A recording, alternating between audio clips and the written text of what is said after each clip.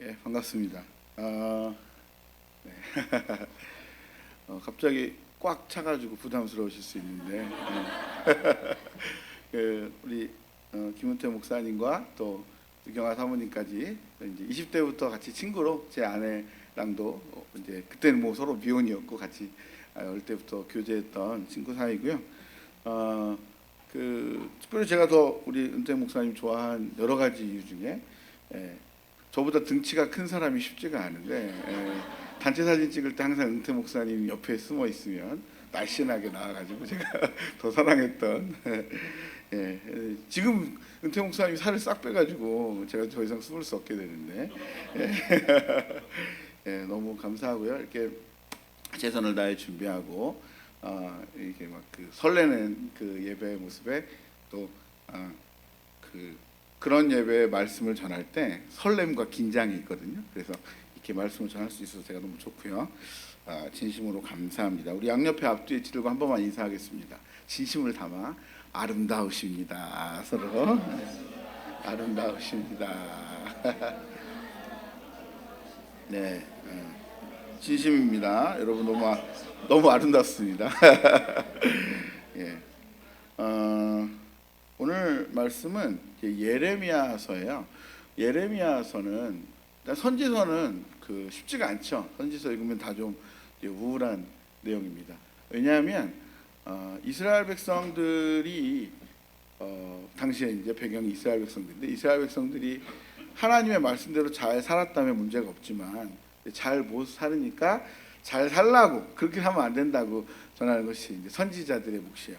구약은 크게 세 개의 덩어리로 되어 있습니다. 구약성경 66권을 이렇게 구역을 나누자면 처음에는 모세 오경, 모세를 통해 기록된 5권의 책은 그러니까 이제 모세 오경이라고 흔히 말하고 우리가 이제 번역할 때 율법서로 번역되어 있는 율법이라는 말로 번역되는 것이 기본적으로는 율법의 확장인 모세 오경을 언급합니다. 그래서 그 모세 오경은 헌법 같은 가장 중요한 창조와 구원과 타락과 회복에 대한 가장 기본적인 하나님의 명확한 의도가 드러난 것이 이제 모세 오경입니다. 그래서 오경이 너무 중요해요. 그래서 당시에 구약의 성도들은 그 모세 오경을 읽고 모세 오경을 바라보면서 그걸 성경으로 믿으며 살아갔어요. 그게 이제 기준이 되는 말씀이에요. 가장 기초가 되는 말씀입니다. 그런데 그 하나님의 말씀의 그 가장 기초적인 율법, 언약, 그 내용대로 믿고 살면 좋으련만 문제는 이제 잘 안 되는 거죠. 잘 안 믿는 겁니다. 거기에 다 규칙이 있고 중요한 율법의 내용이 있는데 율법대로 살지 않으니까 하나님께서 선지자를 보냅니다. 선지자는 하나님의 입 역할을 하는 사람이에요. 그래서 그 율법을 기준으로, 그래서 항상 선지서를 읽을 때는 전제가 있어요. 바로 모세 오경입니다. 모세 오경이 기준이에요. 모세 오경을 기준, 그 헌법을 기준으로 이렇게 약속되어 있는데 왜 그렇게 안 사냐고. 그래서 그걸 구체적으로 적용해주는. 그러니까 그 당시 이스라엘 백성들에게 헌법 같은 하나님의 말씀인 율법을 그들의 삶 가운데 삶은 계속 바뀌니까, 정황은 바뀌니까 그렇게 살면 안 되잖아. 말씀이 이렇게 써 있으니까 이렇게 해야지라고 그 말씀을 적용시켜주는, 설교하고 선포하고 적용시켜주는 역할이 바로 선지자의 역할이고요. 또 그것을 기록한 것이 선지서입니다. 오늘 예레미야 선지자잖아요. 예레미야 역시 기준은 그러면 모세 오경 율법이에요. 율법을 기준으로, 헌법을 기준으로 지금 실정법 같은 거예요. 그걸 구체적으로 판례법에 해당됩니다. 그래서 적용시키는 내용이 선지서, 그중엔 예레미야 선지서입니다. 그런데 예레미야 선지자는 하나님께서 하나님의 말씀을 전하도록 부름받은 선지자니까 하나님의 이야기를 전해야 돼요. 하나님의 뜻을 전해야 돼요. 여러분, 이 땅에 하나님의 뜻을 전한다는 것이 쉬운 일일까요? 어려운 일일까요? 어떻게 보입니까? 쉬운 일이에요? 어려운 일이에요? 어려운 일이에요. 하나님 눈에 보이시지 않고 또 우리가 이것이 잘하고 있나 매번 헷갈릴 수 있는데 하나님의 말씀을 전한다는 일이 쉬운 일은 아닙니다. 저도 이제 설교자로 이제 어린 시절 부름을 받아서 설교자로 살고 있는데 쉽지 않습니다. 정말 쉽지 않아요. 말씀대로 저도 이제 전하는 자답게 살아야 되는데 그것도 어렵고, 또 성도들 역시 그렇게 살게 하는 것이 참 어렵습니다. 제가 부름받은 말씀이 세례를 주고 지키도록 가르쳐라. 그럼 내가 너와 함께 하겠다. 주께서 함께 한다는 그 약속이 제 마음에 막 심장을 뛰게 해서 세례를 주고 또 가르쳐서 지키게 하는 그 일을 위해 살아야겠다라고 이제 제가 목회자가 됐는데, 쉽지 않습니다. 하나님이 함께 하신 건 맞고 또 약속대로 살아갈 때 은혜가 있는 거 맞는데, 하지만 절대 쉽지 않더라고. 이제 예레미야 선지자가 하나님의 말씀을 전하는 그 내용이 이제 그 헌법, 율법을 그 시대에 전달하는 그 내용이 그 시대가 더 특별하고 어려웠습니다. 그러니까 그 내용 자체가 굉장히 부담스러웠어요. 그래서 환영받지 못했습니다. 하나님의 말씀을 바르게 전해서 환영받지 못했습니다. 근데 그게 문제예요. 세상의 가치와 기준과 거스를 때가 있어요. 우리가 신앙생활 잘하고 하나님 말씀대로 살면, 내가 땅만 사면 대박이 되고, 투자만 했다면 막 그냥 그러면 좋으련만 거스른다고요. 세상과 역행하는 내용들이 많이 있어요. 그러니까 듣고 싶어하지 않습니다. 불편합니다. 마음이 편하지가 않아요. 전하는 자나 듣는 자나 마음이 아플 때가 많이 있습니다.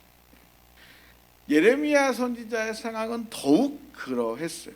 그가 양심적으로 하나님의 말씀을 열심히 전했더니 사람들이 미워했습니다. 분노했습니다.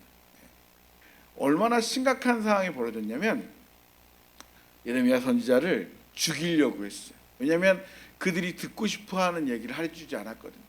잘 된다고, 잘 풀릴 거라고, 복 받을 거라고, 그런 이야기를 듣고 싶은데 예레미야 선지자는 망한다고, 이제 곧 이스라엘은 멸망할 거라고, 매국노처럼 느껴지죠. 다른 선지자들은요, 듣고 싶은 이야기를 해줬어요. 걱정하지 말라고, 잘 될 거라고. 그런데 예레미야 선지자는 하나님의 뜻은 당시에 이제 이스라엘이 망하는 상황이었으니까, 말씀에 벗어난, 말씀대로 순종하지 않는 이스라엘은 하나님이 살아계시고 진정한 복은 망하는 게 맞거든요. 그래서 하나님을 알아가는 과정이니까, 우리의 인생이 하나님이 살아계셔서 이스라엘이 이제 실제로 이제 망하게 됩니다. 그 얘기를 전하는 거예요. 이제 계속 이러면 망한다. 듣기 좋겠습니까? 듣기 싫겠습니까? 지금도 듣기 싫은 내용이에요. 사실은 선지자의 얘기 내용은 정말 힘들어요. 제가 이제 코로나 때 이제 같이 모여서 예배드릴 수 없으니까, 또 그때 마침 저희 교회는 그때 이제 교회 어떻게 이전을 하게 돼가지고 예배당이 없는 상태였어요. 코로나 때 마침 딱 예배당이 없어서 어찌 보면 감사한 상황이기도 했는데, 그래서 창고에서 작은 홀을 빌려서 창고에서 예배를 드렸었는데, 아이들이 교회 아이들이 이제 그 코로나 기간 동안 제 목소리를 잊어버리면 어떡하지?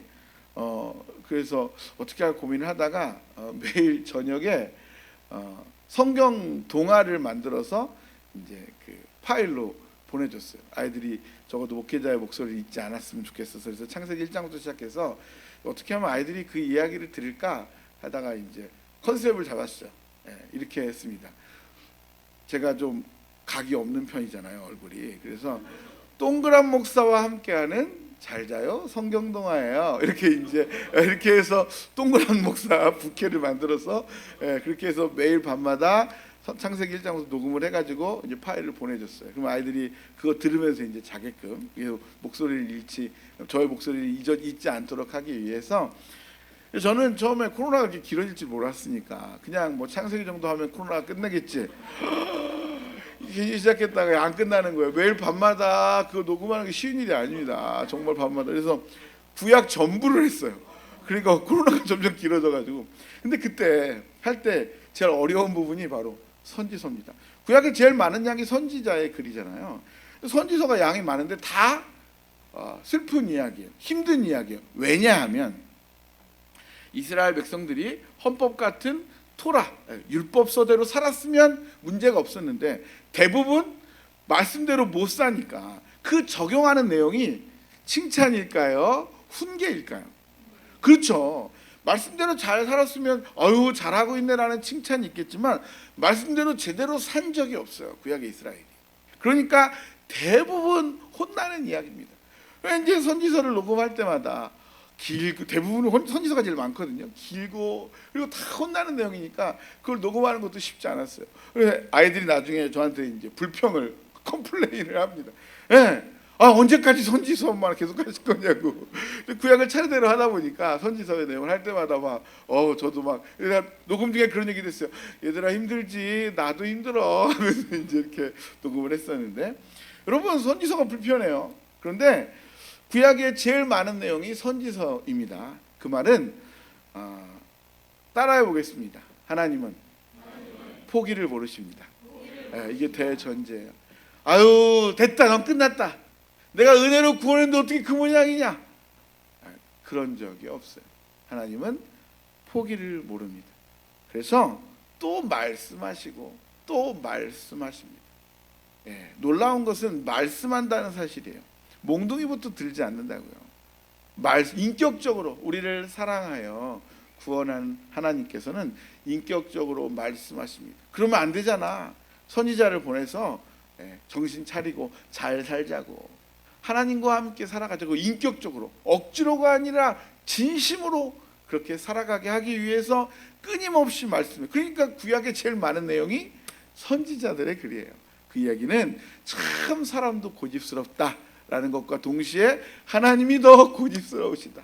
하나님은 포기를 모르십니다. 그래서 말씀하십니다. 헌법은 바꾸지 않아요. 그 말씀을, 헌법의 말씀들을 실제로 살아가게 하는 일에 진심이신 거예요. 그래서 여러분은 구약의 선지서를 읽을 때마다 똑같은 얘기 왜 이렇게 지루해가 아니라, 하나님이 내 삶도 포기를 모르시겠구나, 빨리 순종해야지, 그 의도를 알아차리시기를 축원합니다.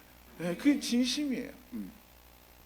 부모가 포기하지 못해서 계속 이야기를 하지만 아이들 입장에서는 잔소리로 들리죠. 하지만 그 진심을 이해하면 이제 철이 들게 되듯이, 우리 성경의 그 하나님의 의도와 진심을 이해하면 우리가 철이 들고 도리어 감격과 감사를 누리게 됩니다. 오늘 선지자는 우리 한번 그 1절 한번 읽어볼까요? 뭐라고 이야기하는지 예레미야 12장 1절 한번 읽겠습니다. 시작. 주님, 제가 주님과 변론할 때마다 언제나 주님이 오르셨습니다. 그러므로 주님께 공정한 문제 한 가지를 여쭙겠습니다. 어찌하여 악인들이 형통하며 배신자들이 모두 잘되기만 합니까? 여러분 지금 오늘 이 본문에 보자면 방금 읽은 것처럼 주님이 옳습니다로 시작하죠. 그런데 그것이 진짜 주님 옳아요 라는 뉘앙스가 사실 아니에요. 그 뒤에 내용을 보면 주님 항상 옳은데 왜? 이 공정한 문제, 이 공의의 문제, 어찌하여 악인들은 잘 됩니까? 우리도 궁금한 주제잖아요. 그리고 배신자들은 어떻게 계속 이렇게 잘 삽니까? 하나님 공의로운 분 맞잖아요. 그러니까 지금 예레미야 선지자가 하나님의 말씀을 전하는 자로 살아가는데 그 삶이 녹록치 않았어요. 고생 많이 했습니다. 그리고 그 바로 앞장에 보면 실제로 죽음의 위기 앞에 있었어요. 그러니까 더더욱 죽음의 위기 앞에서 예레미야 선지자가 그 죽을 고비를 넘기고 나서 더 속상하고 화가 나니까, 하나님 의로우신 분인데 왜 내게 이런 일이 벌어지냐, 나 죽이려고 했던 사람 너무 잘 사는데 이게 뭐냐라고 묻습니다. 우리 2절 읽어보겠습니다. 시작. 주님께서 그들을 나무를 심듯이 심으셨으므로 뿌리를 내리고 자라며 열매도 맺으나 말로만 주님과 가까울 뿐 속으로는 주님과 멀리 떨어져 있습니다. 그러니까 그 사람들 얘기예요. 그 사람들이 지금 나무를 심듯이, 주님께서 그들을 나무를 심듯이 심었대요. 그러니까 지금 마음이 편하지가 않아요. 하나님께 약간 따지는 겁니다. 나무를 깊이 심잖아요. 그렇게 하나님께서 그들이 흔들리지 않는 이유는 그 나쁜 놈들을 나무를 심듯이 깊이 심어놨다는 거예요. 그래서 뿌리를 내리고 잘 자라고 있어요. 그 나쁜 놈들이 뿌리를 내리고 잘 살고 있어요. 열매도 맺는데요. 그런데 사실 그들은 말로만 주님과 가깝다고 말하지만, 나 신자고 하나님 사랑하고 말은 그렇게 하지만 속으로는 주님과 너무 멀리 떨어져 있는 거 주님 왜 못 알아채십니까? 그는 경험했거든요. 억울함으로. 유대인이고 예루살렘 사람이고, 하지만 뭐 고향 사람이고, 그런데 도리어 하나님의 말씀을 바르게 전해서 지금 그들의 상황이 순종하지 않는 상황이라고 선포했을 때, 이스라엘이 곧 이렇게 되면 망한다고 선포했을 때 끌려가서 그가 죽을 뻔했습니다. 정말 죽음의 위기까지 벌어졌어요. 그러니까 얼마나 속상하고 억울했겠어요. 그냥 우리가 일반적으로 미움만 받아도, 억울한 일만 당해도, 무시만 당해도, 뭐 같이 식사를 하는데 나만 제일 싼 걸 시켜줬어요. 죽이려고 한 거 아니고 남들은 다 세트를 시켰는데 나는만 단품을 시켜줬어요.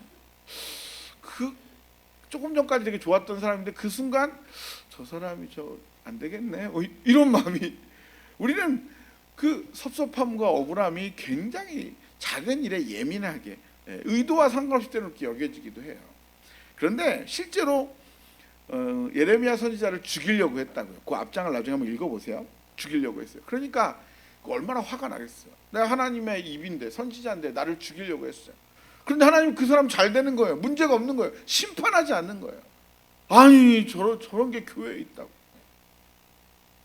내가 교회만 아니면 상종도 안 할 사람인데 뭐. 그런 마음들이 있잖아요.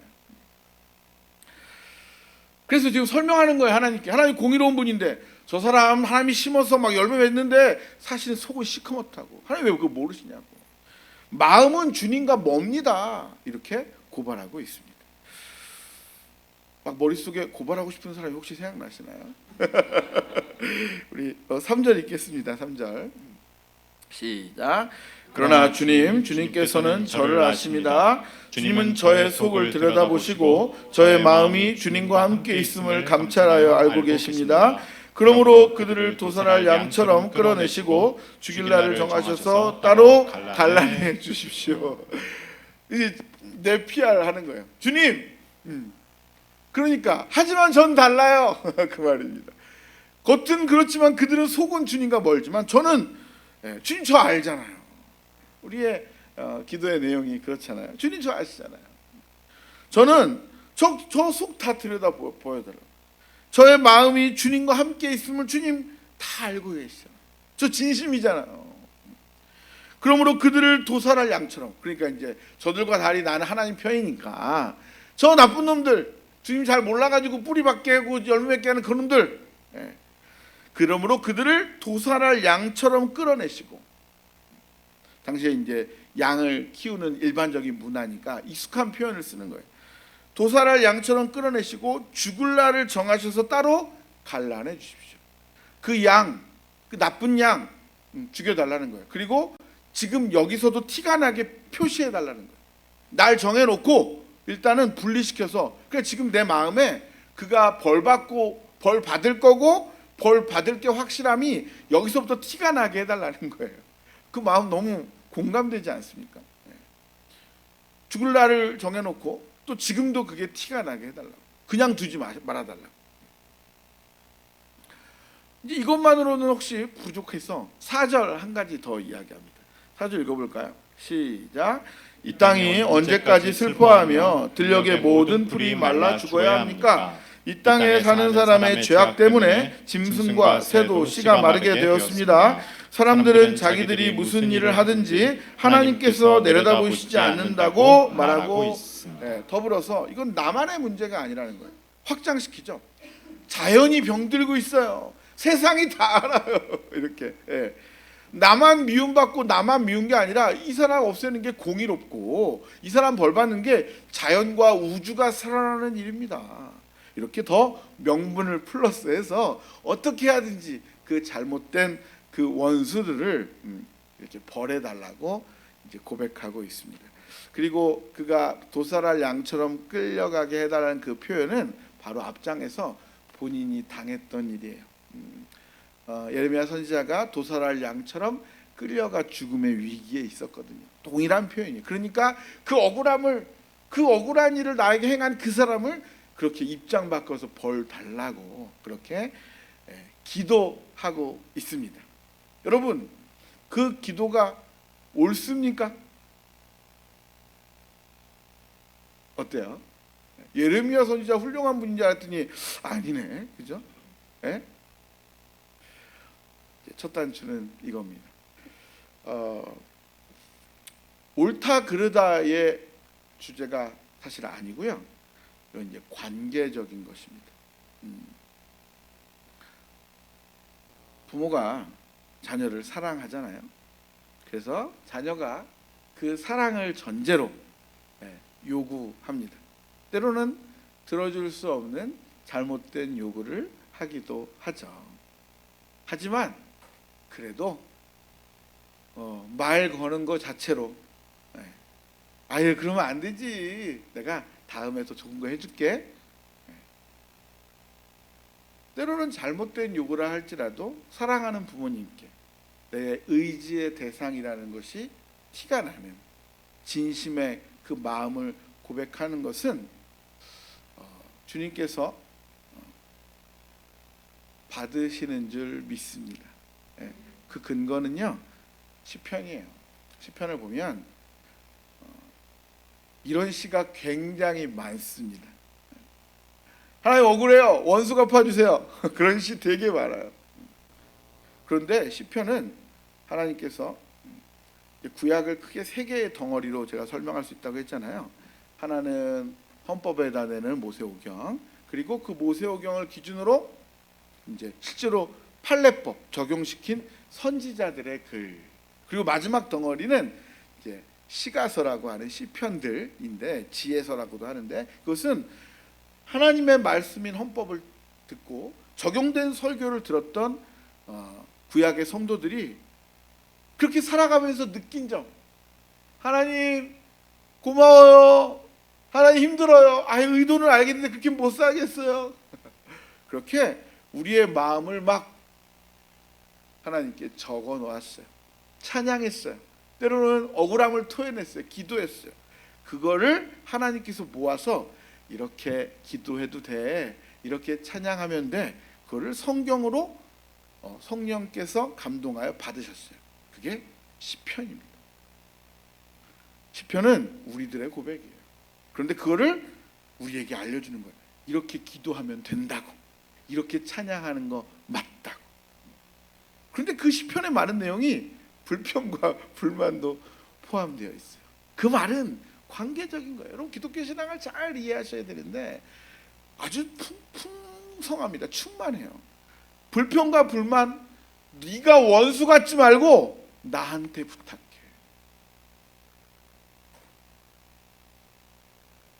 네가 죄짓지 말고 나한테 이야기. 고백하지 않을 이야기가 없어요. 작은 건 작은 거였어, 큰 건 큰 거였어. 기도는 이 땅에서 우리가 누릴 수 있는 최고의 복 중에 하나입니다.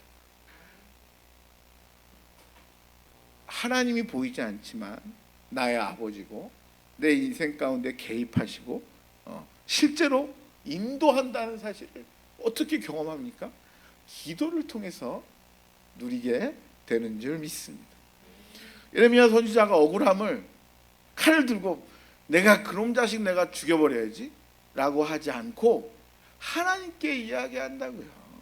아버지 억울해요, 힘들어요. 적어 놓으셨어요. 많은 시편이 그 예라고 말씀드렸잖아요. 시편을 읽어보면 성경에 이런 내용도 있어? 뭐 얼마나 심각한 게 있냐면 원수 갚아달라고 하면서 싹 다 멸해달라고 막 이런 표현도 실제로 있어요. 되게 극단적이어 보이지만 사실은 그건 관계적인 기도예요. 내가 그렇게 하고 싶지만 제가 그렇게 안 하고 공의로우신 재판장이신 하나님께 제가 이 속마음을 고백합니다. 그 의도를 알아야 돼요. 그 마음을 아셔야 돼요. 그걸 적어주셨어요. 포함시켰어요. 성경으로. 우리가 어떤 기도를 무엇이든지 주님께 나와 교제의 근거로 삼으라고. 그 혜택을 누리시길 축원합니다. 기도는 놀라운 거예요. 우리는 기도가 어떤 목적을 이루는 과정 같아 보입니다. 내가 열심히 기도해서 이렇게 응답받았다. 하나님 보시기엔 기도는 과정이 아니라 목적이에요. 우리를 사랑하여 구원했어요. 그리고 구원하여서 이제 구원을 함께 살아가는 삶이 이렇게 표현하면 좀 쉽습니다. 너무너무 사랑하는 사람과 결혼을 했어요. 뭐 구애하고 고민하고 노력하고 막 해가지고 결국은 결혼식을 했습니다. 그러면 목적을 이뤘으니까 나 결혼했으니까 이제부터 따로 삽시다. 그럽니까? 시작이죠. 구원은 시작이에요. 하나님의 자녀로 죽기까지 사랑하여 이제 하나님과 함께 살 수 있는 신자가 되었습니다. 구약에서 그걸 구체적으로 보여주는 언약이 이제 신의 산 언약인데, 신의 산 언약을 그래서 결혼 언약으로 많이 해석을 해요. 그래서 결혼하고 그 결혼 언약의 그 이제 결혼 반지 같은 것이 율법입니다. 이제 너 나랑 사랑하는 사이니까 내가 좋아하는 거 너도 좋아해야 돼. 그게 율법이거든요. 그래서 결혼 언약의 표시가 율법. 그래서 하나님께서 십계명과 율법을 주십니다. 하나님은 우리랑 사랑하여 함께 살기 원해요. 그러면 보이지 않는 하나님과 함께 산다는 것은 그 하나님을 인정하고 하나님께 기도하고 하나님과 교제합니다. 하나님의 이야기를 듣습니다. 지금 듣고 계시잖아요. 하나님의 말씀을. 하나님 보이지 않기 때문에 설교자를 통해 해석된 말씀으로, 구약의 선지자처럼 이제 이게 전체가 율법이 말씀이 된 거죠. 그래서 이것을 해석하여 여러분에게 선언합니다. 선포합니다. 하나님을 대신할 수는 없어요. 하나님이 하시는 그 의도를, 그래서 객관적인 기록된 성경을 오늘 설교자를 통해 해석하여 설교합니다. 그리고 그 설교의 내용을 통해서 하나님의 말씀으로 받아들이고 오늘 우리의 삶 가운데 보이지 않는 하나님과 함께 살아가는 거예요. 설교를 듣고 깨닫고 때로는 마음의 양심에 찔리기도 하고 또 기쁘기도 하고, 그래서 하나님 그렇게 살게 해주세요라고 기도합니다. 보이지 않는 하나님과 함께 결혼하여 함께 살아가는 구체적인 그 교제와 그 목적들, 그게 기도입니다. 그게 말씀이에요. 예배입니다. 예배는 내가 예배 들어서 이렇게 복 받았다, 예배가 복이에요. 내가 기도했더니 이렇게 응답받았다, 그 감사하죠. 하지만 기도 자체가 복이에요. 하나님과 우리가 어떤 사이인지가 드러나는 겁니다. 우리는 기도를 통해 뭘 얻어내고자 하지만 하나님 보시기에는 기도 자체가 목적이에요. 그러니까 응답을 통해서 기도로 부르시는 이유는 때로는 고민과 어려움과 문제를 통해 기도할 수밖에 없도록 인도하는 것은 이걸 해결해 주기 위함보다는, 물론 해결해 주시기도 하지만, 너 나랑 친해져야지, 너 나랑 결혼하는데 왜 자꾸 딴 데 가서 하니, 왜 딴 걸 자꾸 물어보고 엉뚱한 사람한테 도움을 구하니, 나한테 구해야지. 하나님의 사랑의 부름이에요. 교제가 목적이니까. 그 의도를 깨닫기를 축원합니다.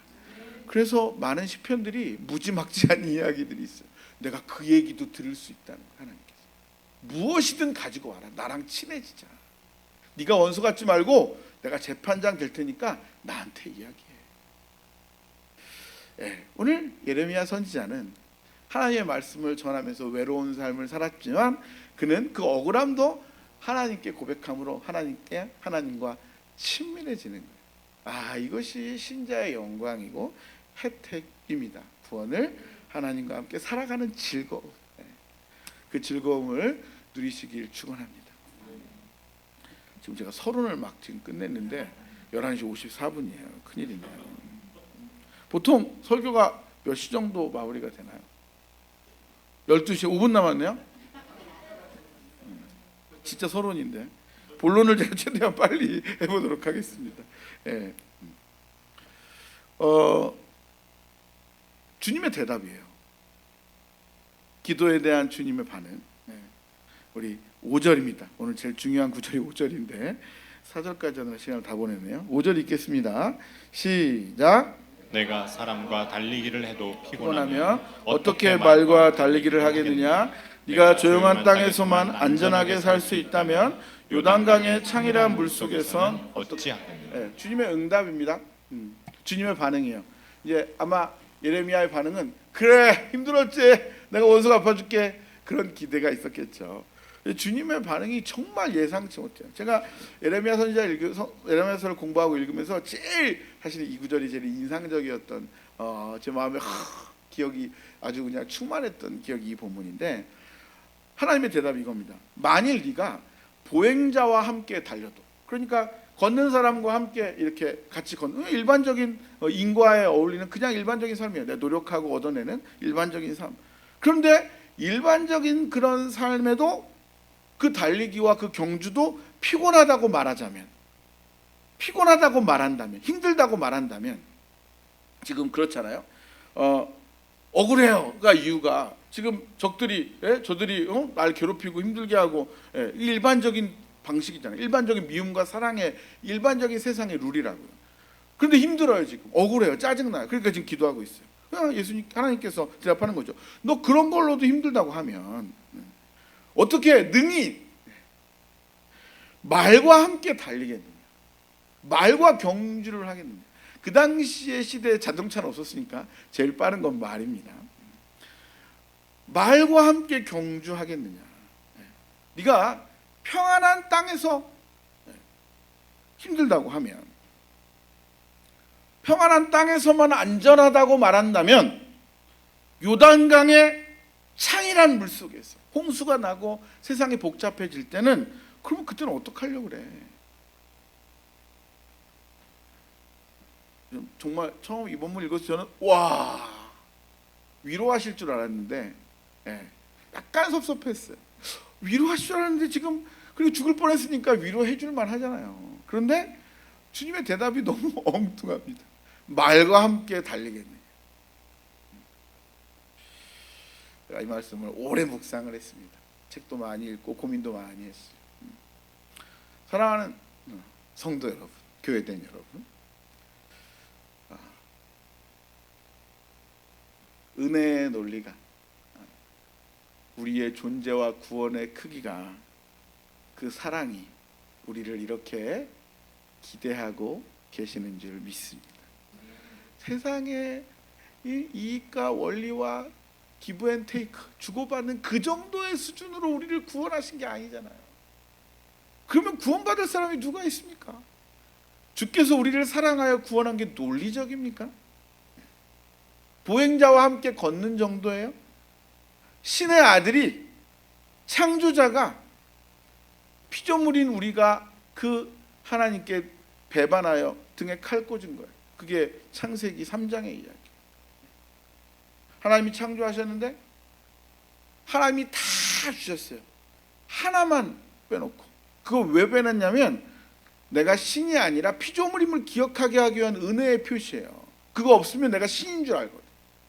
선과 악을 알게, 선악의 기준은 하나님께 있다. 그런데 그거 먹고 싶은 거예요. 인간을 하나님께서 그렇게 높게 창조해 주셨는데, 그래서 다른 동물과 달리 하나님과 교제하는 존재로, 함께 친하고 이해하고 인격적인 존재로 만드셨어요. 그것이 창조입니다. 그런데 그 인격의 높이가 얼마나 큰지, 로봇으로 만든 것이 아니라 죄를 선택할 수 있는, 다시 말해서 완전한 자유로운 인격으로 만드셨다고요. 놀라운 일이죠. 은혜를 가득 부어서 하나님을 닮은 존재로 만들었어요. 그런데 다른 거 다 먹어대고 하나 먹죠. 선악을 알게 하는 나무의 열매, 선악의 기준은 하나님께 있다. 그 말은 나는 피조물이다라는 거죠. 그건 은혜죠. 혜택이죠. 내가 누군지를 기억하게 하는 잔치라고요. 그런데 그것마저 내가 먹어야 되는 거예요. 다시 말해서 내가 하나님이 되고 싶은 거예요. 선악의 기준을 나에게로 가지고 오는 거예요. 그것이 인간의 현실이에요. 보세요. 갓난아이, 뭐 아무것도 모르지만 내가 옳아요. 이 얼굴 이렇게 돌리면 시키지 않아도 다 내가 옳아요. 뭐 초등학교만 돼도 엄마가 뭘 알아? 다 알죠. 근데 너무 본능적으로 인간은 내가 옳아요. 내가 신이에요. 이게 현실입니다. 성인이 되면 다릅니까? 국가가 되면 다릅니까? 결국 인류 역사가 그 역사잖아요. 내가 옳아요. 내가 신이에요. 그래서 끊임없이 싸웁니다. 그렇게 사랑해서 결혼해서 죽지 못해 사는, 원수가 되는. 왜? 다 내가 옳으니까. 내 기대와 다르니까. 그러면 틀린 거예요. 그럼 싸웁니다.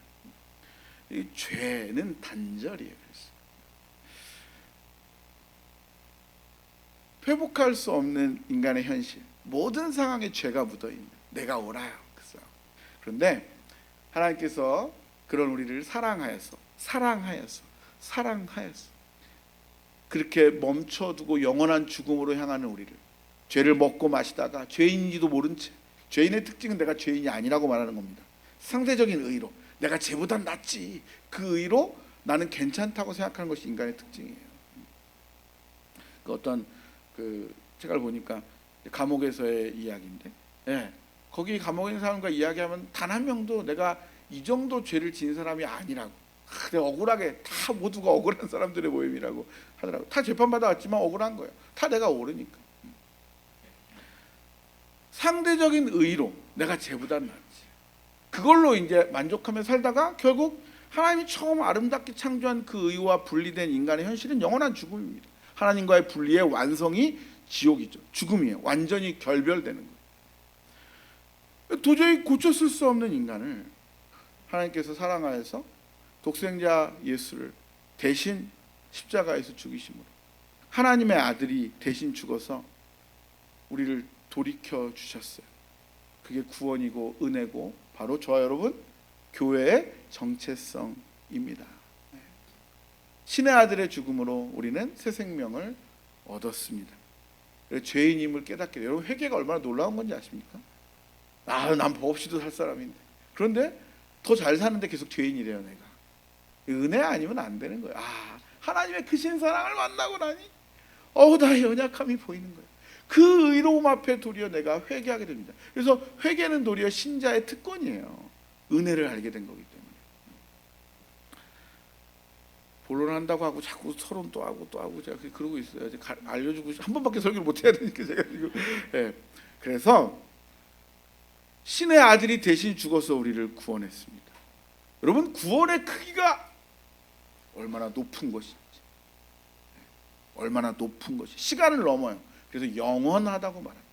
지금 이미 시작됐고 끝이 없어요. 그래서 영원이에요. 죽음 이후에 천국 간다, 단순한 논리가 아닙니다. 지금 영원함이 시작된 거예요. 영원하신 하나님의 사랑은 로마서에서 말하죠. 죽음도 끊을 수 없다. 그래서 영원한 거예요. 지금 시작된 거예요. 멈추지 않는 사랑입니다. 하나님이 그런 분이니까. 그 어마어마한 사랑 안에 오늘도 하나님과 교제하며 하나님을 아버지라고 부를 수 있는 특권, 그 교제의 즐거움, 그 혜택, 그 능력, 이것이 저와 여러분의 구원의 높이인 줄 믿으시길 축원합니다. 누리시길 축원합니다. 그러니까 하나님께서 우리의 구원의 크기, 네가 세상에 그런 땅 사서 잘 되고 욕심 부리고 평생 신자나 신자가 아니나 오로지 돈 앞에 눈이 빨개지고 그 정도로 내가 부른 게 아닌데, 그 말이에요. 너 보행자와 함께 걷는 것 가지고 억울하다고 하면 어떻게 말과 함께 경주를 하겠느냐. 우리는 하나님의 은혜로 세상의 논리를 넘는 은혜의 논리, 그 빛나는 승리, 영원으로 향하는 인생으로 부름받았어요. 그 어마어마한 재산을 쌓는 거예요. 세상에서는 세상의 기준과 방법과 명예와 돈 가지고 살다가 한 개도 못 가져갑니다. 여러분, 돈 가져가는 사람 봤어요? 한 개도 못 가져갑니다. 결국 그렇게 하다가 쓰다가 죽는 거예요. 그런데 그것이 전부인 것처럼 살아가는, 붙잡을 게 없으니까. 근데 우리는 영원한 하나님과 함께 산다는 것은 여기가 끝이 아니라 이미 시작됐고 넘어서 계속된다는 사실을 믿는 성도입니다. 그러니까 영원으로 계속 쌓이는 주제의 가치를 깨닫게 되죠. 그래서 도리어 돈을 써서 사람을 사랑합니다. 복음을 전합니다. 도리어 내 시간과 마음을 쓰면서 예배를 드리고요. 그 추억은 영원으로 가는 거거든요. 계속 자라나는 거예요. 그러니까 기꺼이 지불하는 거예요. 여러분, 오늘 예배 드린다고 끝나가면서 10,000원씩 나눠줍니까? 아니잖아요. 도리어 헌금하면서 뭐 했잖아요. 도리어 봉사하잖아요. 어떻게 그 일이 가능해요?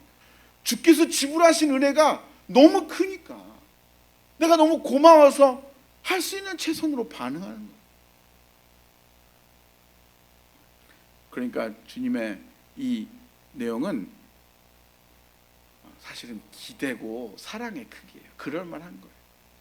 세상에서 걷는 정도의 일반적인 논리 이상해.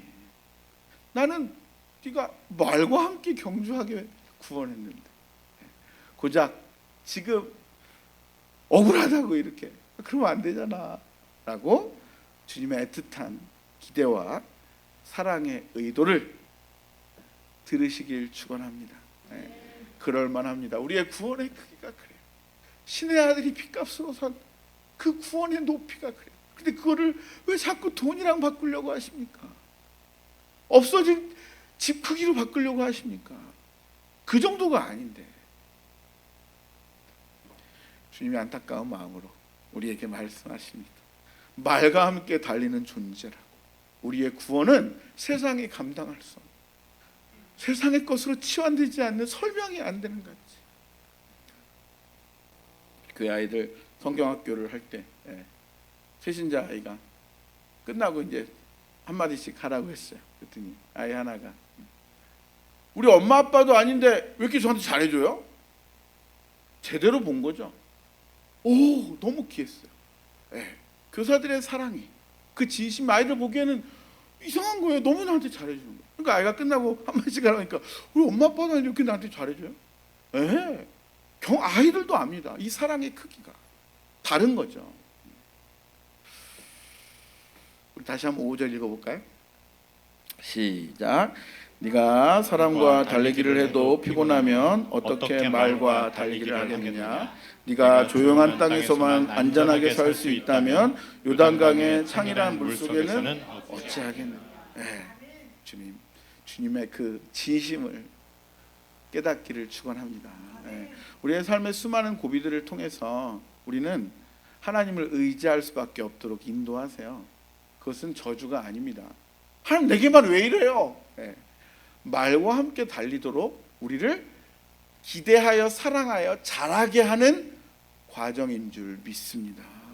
예레미야 선지자의 시절은 이스라엘이 망하는 것을 목격하는 선지자입니다. 그래서 실제로 이스라엘이 얼마 후에 망합니다.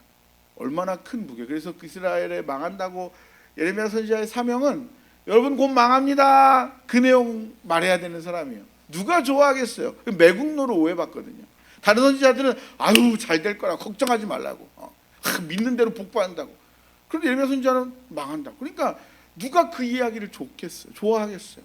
하지만 그에게 주어진 몫이 그거였습니다. 그 시대의 몫이었어요. 그러니까 튼튼해야 돼요. 건강해야 돼요. 하나님과 확실한 관계가, 그 축복을 누려야 그 이야기를 하고 흔들리지 않을 수 있거든요. 그러니까 말과 함께 경주를 해야 합니다. 그래서 하나님께서 그에게 은혜를 쏟아주고 새 언약의 기쁨과 약속을 주십니다.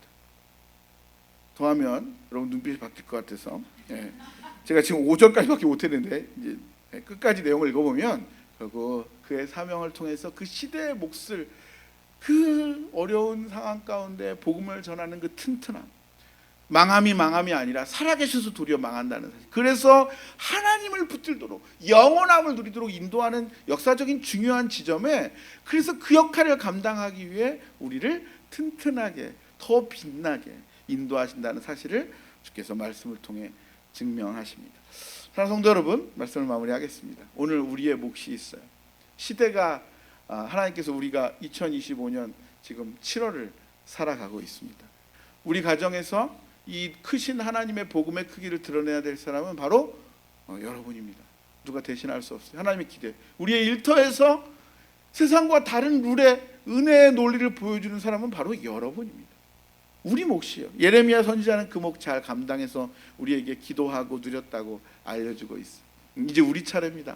저 여러분의 가정에서, 일터에서, 일상에서 지금도 여전히 살아계시고 우리의 기도를 들으시며 우리와 함께 하셔서 우리가 받은 그 은혜와 사랑을 우리의 일터와 일상과 가정에서 보여주기를 기대하시는 그 크신 사랑과 기대와 높이를 깨달아 그 혜택을 누리며 즐겁게 보여주시는, 말과 함께 달리는 사랑하는 창대교회와 여러분의 일상 되기를 진심으로 축원합니다.